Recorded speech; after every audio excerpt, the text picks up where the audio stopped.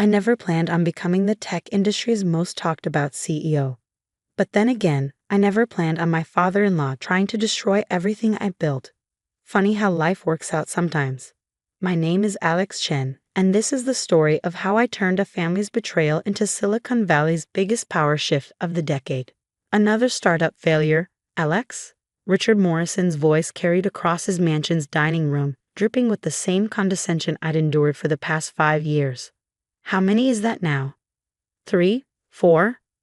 I carefully set down my fork, feeling my wife Caroline's hand squeeze my knee under the table. Her silent way of telling me to stay calm.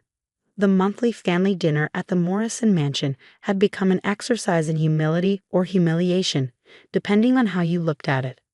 Just pivoting the business model, Richard, I replied, maintaining eye contact with my father-in-law, the CEO of Morrison Technologies, Silicon Valley's darling enterprise software company. Sometimes you need to adapt to find the right market fit.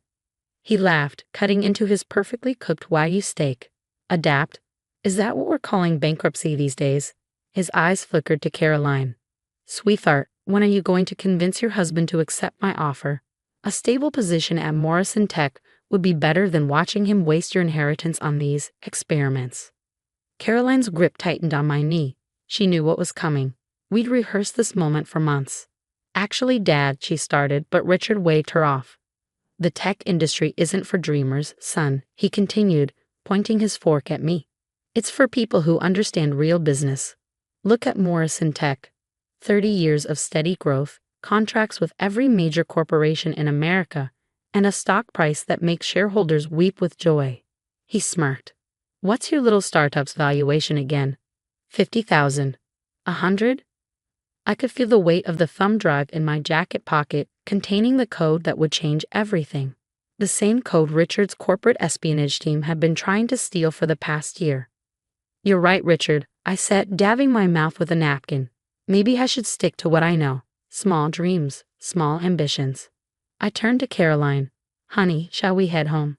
I have an early meeting tomorrow. Richard's wife, Margaret, ever the perfect hostess, tried to salvage the tension. But we haven't had dessert. I made your favorite chocolate souffle, Alex. Another time, Mom, Caroline said, standing. Alex really does have an important meeting. As we walked to the door, Richard called out, That offer for a junior developer position is still open, Alex. 50,000 a year, full benefits. Better than burning through my daughter's trust fund. I helped Caroline with her coat, counting the hours until tomorrow's board meeting. Thank you, Richard. I'll keep that in mind. The drive home was quiet until we cleared the gates of Richard's estate. Then Caroline burst out laughing. Did you see his face when you agreed with him? He didn't know what to do. I allowed myself a small smile, thinking about the email I'd received just hours before dinner. Your father's always been good at seeing exactly what he expects to see. How much longer? Caroline asked, her voice softening. She'd been my partner in this long game, sacrificing as much as I had. Tomorrow morning. The board meeting's at 9. I reached over and squeezed her hand. You sure you're okay with this? He's still your father. Caroline's face hardened. He stopped being my father the day he tried to steal your work and destroy your dream. He's just another corrupt CEO who needs to learn a lesson. I thought back to that day, 18 months ago, when we discovered Richard's plan. The corporate espionage, the planted spies, the attempted hostile takeover of my previous startup. All because he'd gotten a hint of what I was really building. While Richard thought I was failing at creating yet another social media app or delivery service platform, I've been developing something revolutionary, quantum encryption algorithms that could make blockchain technology obsolete, the holy grail of digital security. When his spies couldn't steal it, he tried to force me into bankruptcy, calling in favors to block investor meetings and spread rumors about my company's stability. What he didn't know was that every move he made was part of my plan. Back at our modest apartment, the one Richard loved to mock as proof of my failure, I went straight to my home office. The wall covered in seemingly random sticky notes was actually a timeline of Richard's attempts to destroy me, each one documented, dated, and ready to be revealed. Want some tea? Caroline called from the kitchen. No time, I replied, booting up my secure laptop. Need to make sure everything's in place for tomorrow. The quantum encryption algorithm was my life's work. But it wasn't just about the technology. Inside its millions of lines of code lay another innovation, a hidden protocol that could trace and expose every attempt to breach it. Like digital breadcrumbs, it had been tracking Richard's corporate espionage team for months, documenting every failed attempt to steal my work. My phone buzzed, a message from Maya, my chief technology officer and the only other person who knew the full plan. Morrison Tech's team made another attempt to breach our servers. They took the bait, all logged and traced back to Richard's private terminal.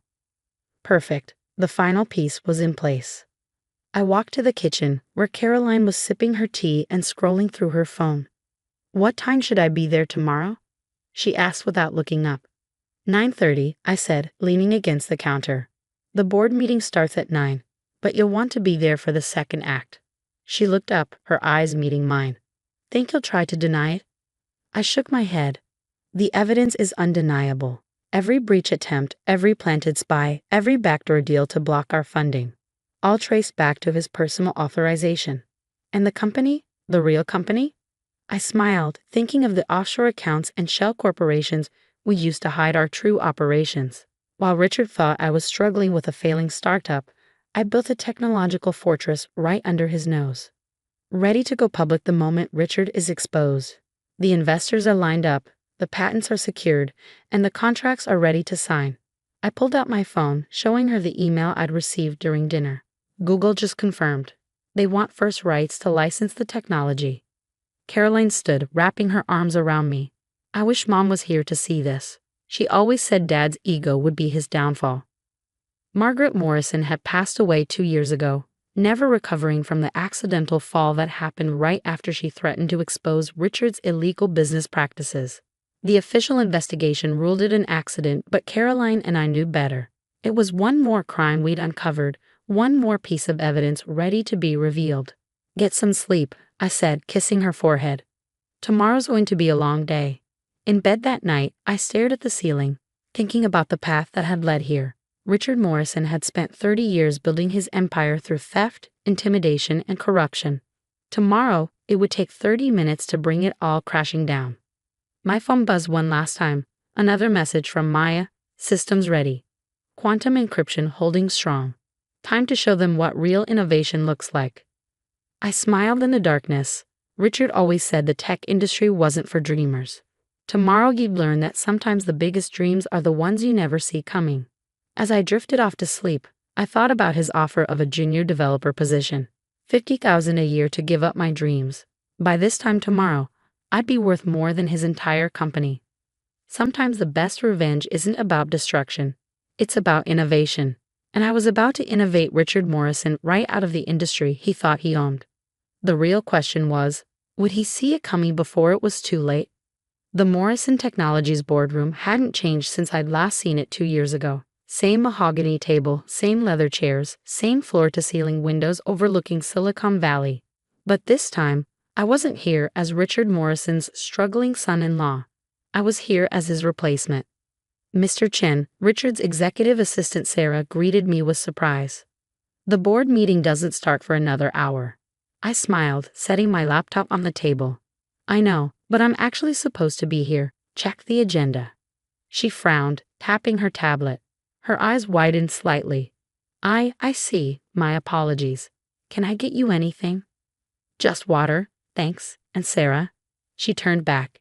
"You might want to start updating your resume after today. Good assistants are hard to find, and I'm going to be hiring." At exactly 8:59 a.m., the board members began filing in. I recognized them all from Richard's countless dinner parties, the same power players he'd bragged about having in his pocket. Their confused glances at my presence were met with my calm smile. Richard entered last, stopping short when he saw me. "Alex? What are you doing here? This is a closed board meeting." "Actually, Richard, I'm the reason for this meeting." I stood straightening my suit jacket. "Please, everyone, take your seats. We have a lot to cover." "Now see here," Richard started, his face reddening, but board chairman William Hayes cut him off. "Mr. Chen is correct, Richard. He requested this emergency meeting yesterday with some concerning evidence about Morrison Technologies' business practices."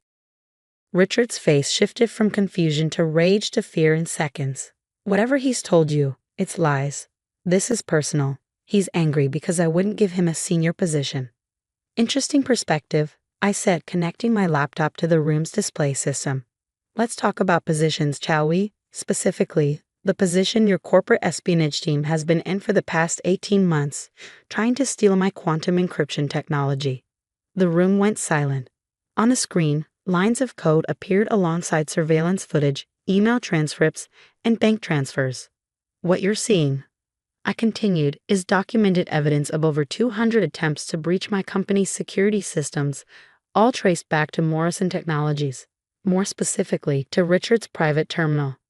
This is absurd, Richard sputtered, but his face had gone pale. Is it? I clicked to the next slide.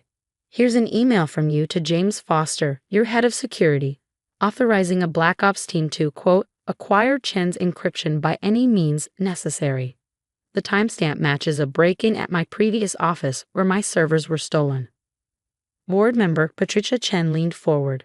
Richard, is this true? Of course not. He's fabricating. The evidence is authenticated. William Hayes interrupted.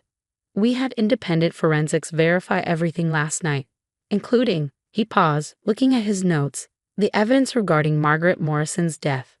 Richard went completely still. In the silence, the boardroom door opened and Caroline walked in. Hello, Dad, she said quietly. Time to tell the truth. Caroline, Richard whispered.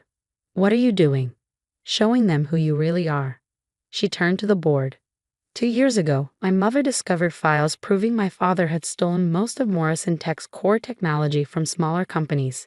When she threatened to expose him, she had her accident. These are lies, Richard shouted, standing. She's turned my own daughter against me. The police have reopened the investigation. I said calmly. Your private emails to the hitman were quite detailed, Richard. Did you really think quantum encryption wouldn't be able to recover deleted communications? William Hayes stood. Richard Morrison, in light of this evidence, the board is calling for an immediate vote of no confidence. Additionally, federal agents are waiting outside to discuss charges of corporate espionage, fraud, and he glanced at Caroline, murder. You can't do this, Richard said, but his voice had lost its power. I built this company. No, I corrected him. You stole this company, piece by piece. And now it's time for some corporate restructuring. I clicked to the final slide, revealing the true nature of my failing startup. Quantum Shield Technologies, valued at $4.2 billion after its secret IPO filing the previous night.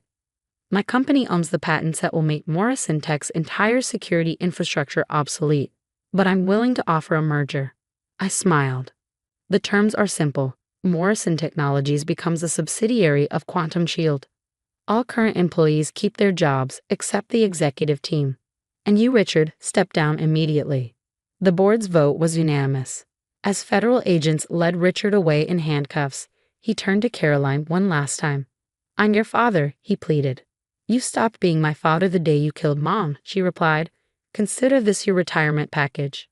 The next few weeks were a blur of press conferences, merger meetings, and corporate restructuring.